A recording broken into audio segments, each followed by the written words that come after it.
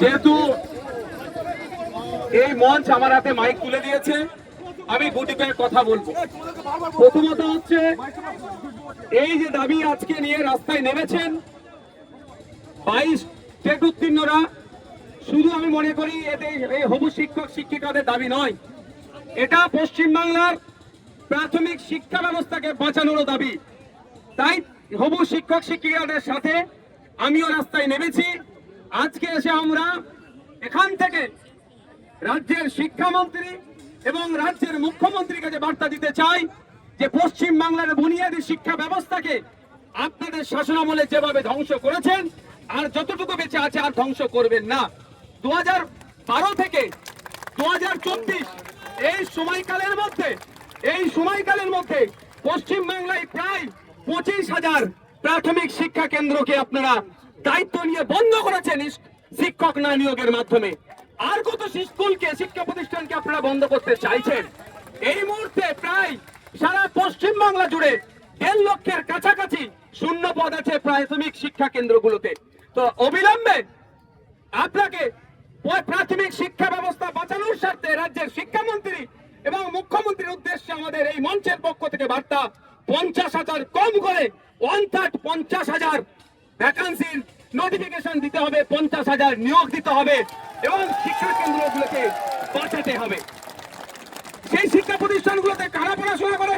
প্রান্তিক মানুষেরা, প্রান্তিক সমাজের মানুষেরা, লেবার, ভ্যান চালক, কৃষক, দিন আনে দিন খাই, দলিত, আদিবাসী, মুসলিম সহ পিছড়া বর্গের ছেলে মেয়েরা যারা আর্থিকভাবে দুর্বল স্বাবলম্বী নয়, তাদের পরিবারের ছেলেরা যেই শিক্ষা প্রতিষ্ঠানে বুনিয়াদী শিক্ষা অর্জন করে সেখানে কোন জায়গায় দেখছি ডেটাতে একজন টিচার আছে, কোন জায়গায় দেখছি টিচার শূন্য অবস্থায় স্কুল চলছে।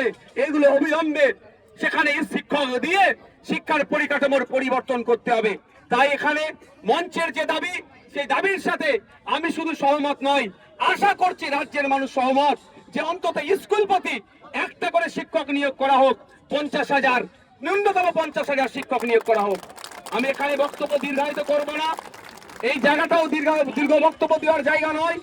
আমি শুধু এইটাই বলতে চাই রাজ্য সরকারকে, হয়তো আজকে দেখলেন হাজার হাজার টিচার আসলো, এই ধর্মতলা চত্বরে কিছু বক্তব্য দিল, স্লোগানিং করে বাড়ি চলে গেল।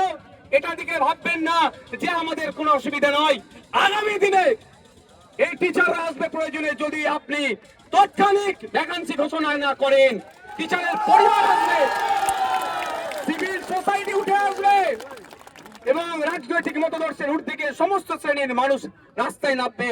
তখন কিন্তু এখানে যে সংখ্যক টিচাররা দেখছেন এইটাই আর সীমাবদ্ধ থাকবে না, সেখানে কিন্তু বৃহত্তর আকারে মানুষ দলে দলে এই মিছিলে পা দেবে। তাই আমি অনুরোধ করব যে আমরা আজকে এসেছি, আজকে এখান থেকে আমাদের প্রতিবাদ মিছিল, আমাদের 50,000 ভ্যাকান্সির ডিক্লেয়ারের যে মিছিল, হয়তো আমরা যত সময়ে নিয়ম মাফিক যে আমরা কমিটমেন্ট করেছি সে শেষ করব।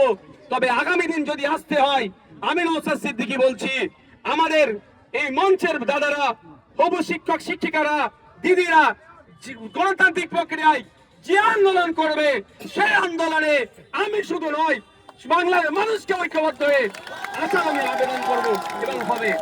তখন কিন্তু আমি নিশ্চিতভাবে জামা কাপড় সাথে নিয়ে এসে আন্দোলন করব। আপনারা আন্দোলন করবেন তো নাকি? করবেন তো নাকি? তখন জামা কাপড় নিয়ে আসবো কলকাতার রাজপথে, অর্থাৎ যতক্ষণ না পর্যন্ত ডিক্লেয়ার হচ্ছে, দাবি মানছে, আমরা রাজপথ তখন ছাড়বো না।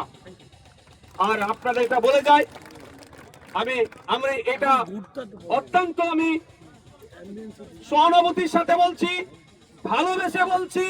আমি আবারও রিপিট করছি, পশ্চিম বাংলার শিক্ষা ব্যবস্থাটা, বুনিয়াদী শিক্ষা ব্যবস্থাকে ধ্বংস করবেন না।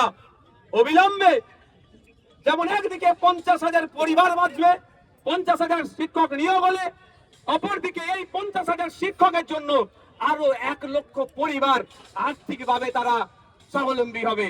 তাহলে 1.5 লক্ষ পরিবার বাঁচবে। 1.5 লক্ষ পরিবার মানে প্রায় 5 থেকে 7 লাখ মানুষ উপকৃত হবে।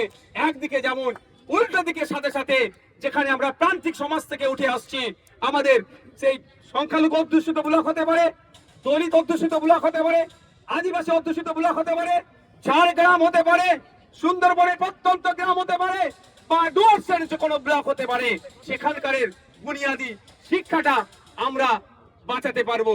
তাই রাজ্য সরকারের কাছে অনুরোধ করব, এখানে যারা এসবি আছেন, এখানে আইবি ডিপার্টমেন্ট আছেন, তাদের মাধ্যমে রাজ্য সরকারের কাছে আমি বার্তা দিতে চাই, অবিলম্বে 50,000 শূন্য পদের নিয়োগ হবে তার নোটিফিকেশন জারি করুন।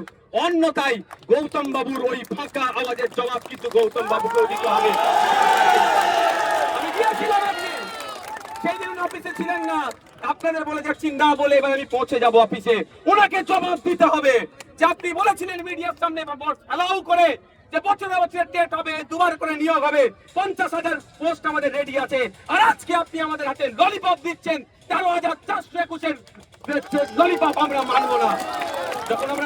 যখন আমরা প্রতিদ্বন্দ্বিতায় নেমেছিলাম, 6 লক্ষ মানুষ আমরা প্রতিদ্বন্দ্বিতায় নেমেছি, তার মধ্যে থেকে মেধার ভিত্তিতে আমরা পাস হয়েছি। এখানেও মেধার ভিত্তিতে নিয়োগ দিতে হবে, কম করে 50,000 নিয়োগ দিতে হবে। এই বলে আমি আমার বক্তব্য সংক্ষিপ্ত করছি। এই আন্দোলন চলবে, চলছে, চলবে।